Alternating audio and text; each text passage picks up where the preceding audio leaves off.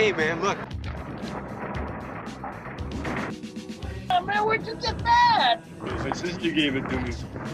Yo, what is that, man? What does it look like? It's like gold. Yeah, it smells like coke too. All right, man. Hey, well, let's party, man. Give me some.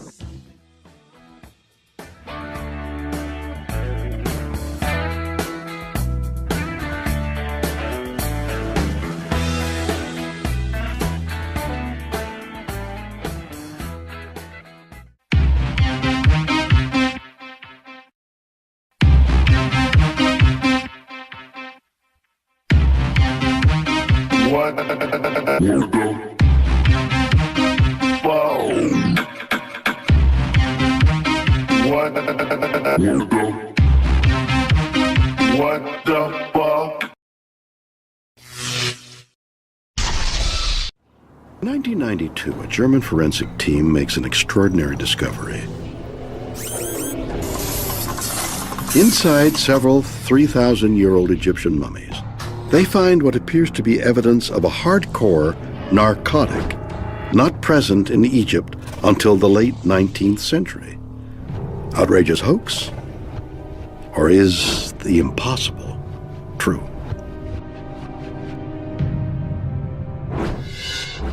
The ancient Egyptians are a constant source of fascination. An extraordinary civilization that gave us the pyramids, Sphinx, and the dark mysteries of the mummies. But new research has unearthed shocking evidence that may present them in a different light and leads us to ask, what was really going on in the Valley of the Kings? It would open a big can of worms for the scientific community. Recent advances in forensic science have enabled us to dig deeper into our past than ever before. But what could it tell us about the lives of people who lived 3,000 years ago? Could forensics unlock the secrets of the ancient Egyptians? Searching for clues, the German forensic team began the chemical analysis of fragile and priceless ancient mummies. They're amazed by what they find.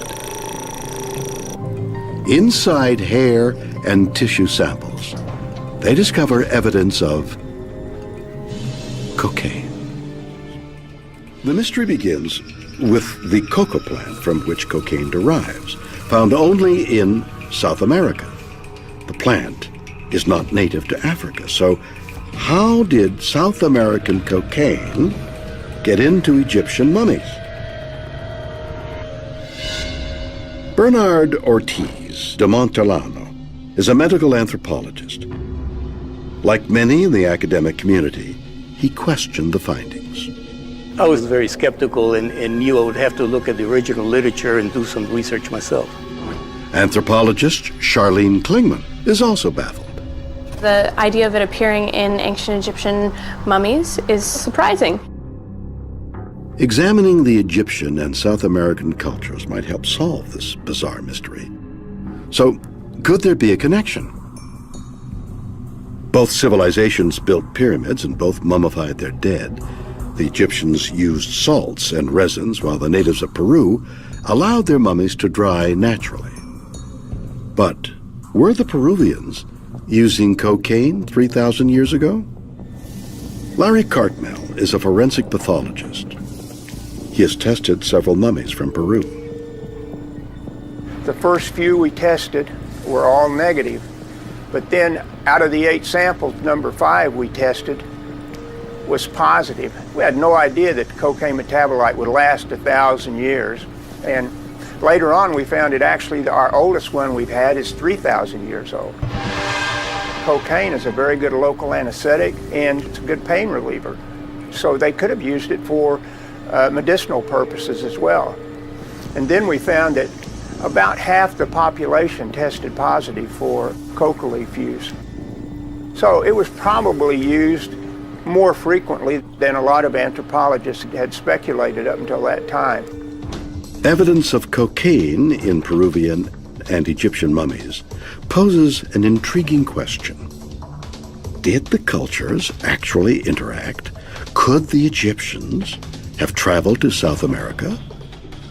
If someone could prove the theory of transatlantic travel and back it up with a significant amount of evidence, it would open a big can of worms for the scientific community. Could the Egyptians have made the perilous Atlantic crossing before Columbus? First, they would have had to endure the perils of an Atlantic crossing, and they would need to sail around the tip of the Americas. This is an area known as Cape Horn, home to some of the world's most treacherous waters.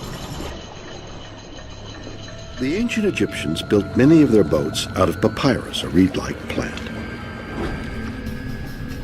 Due to the boat's small size, primitive sails, and rigging, it is highly unlikely a vessel like this could survive a voyage to South America and back. It just doesn't seem possible. It would be an amazing, amazing feat. And looking at what the ancient Egyptians have left behind, they wrote down all of their conquests, the heroic activities that they embarked upon, and there is little to no evidence of that. There's evidence of maritime technology, but there's nothing that shows that they came and saw and conquered.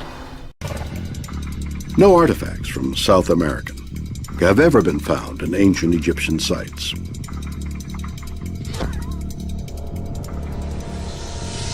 One would think that if they made contact with the South Americans, things like corn or other cultural commodities would have returned with them, and that's just not appearing in the archaeological record. So you have no record in the New World, you have no record in the Old World. There is no record in Egypt of a trip that mentions cocaine or going to the New World or going in a reed boat anywhere. There just hasn't been anything to support the theory that these ancient individuals were making contact, were actually making successful journeys across the Atlantic. You have to be doing 200-300 round trips a year to get that much coca leaf into the Egyptian population.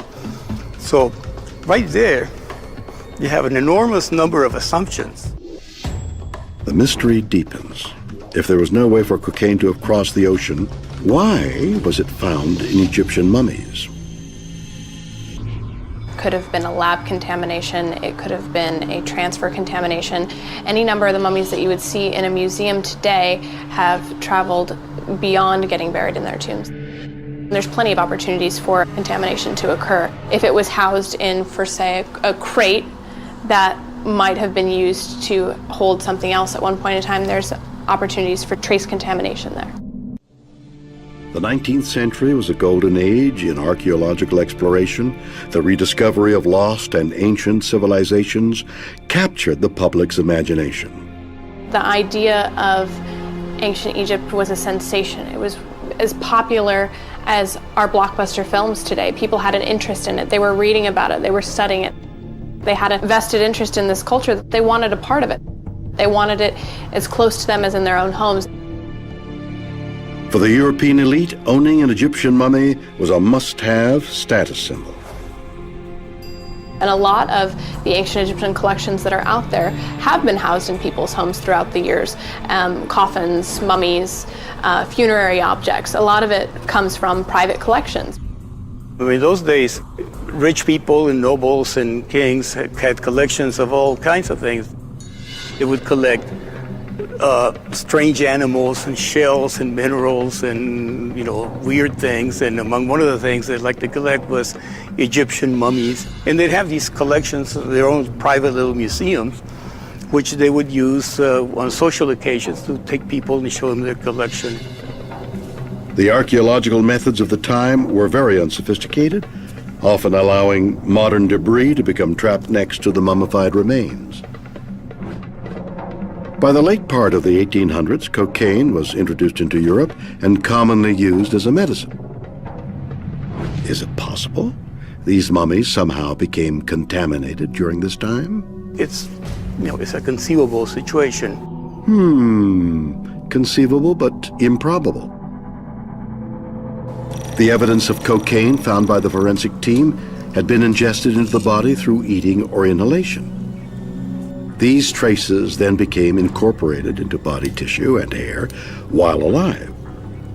Brief contact couldn't produce the same result, plus the team had carefully washed their samples to remove any contaminants. So the mystery lives on. How did these drugs end up inside these ancient bodies? Well, perhaps these mummies weren't from ancient Egypt at all. During the time period when ancient Egyptian mummies were being sold as a commodity, there is an opportunity for scam artists to get on board and create fake mummies in order to turn a profit. So fake mummies were being produced and sold abroad to individuals seeking something glamorous and interesting. What they got might have been something different than what they paid for. And so there's enormous demand for mummies. And like I said, in Egypt, there weren't that many mummies available. And so what you would do is the enterprising people would go out there and get linen, and they wrap up some cadaver.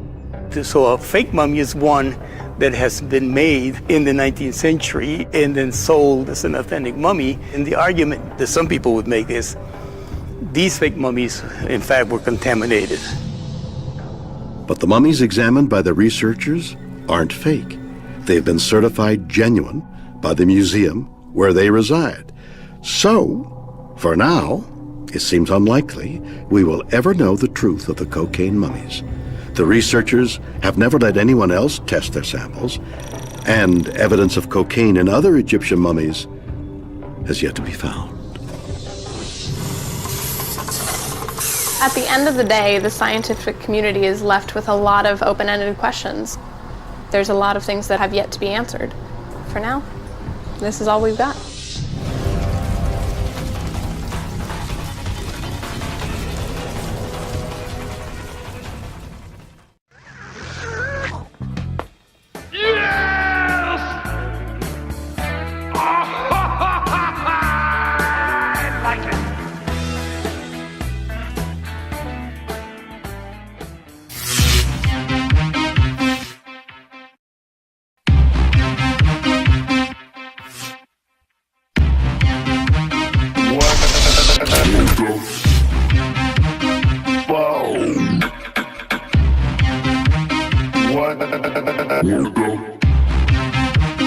What the fuck?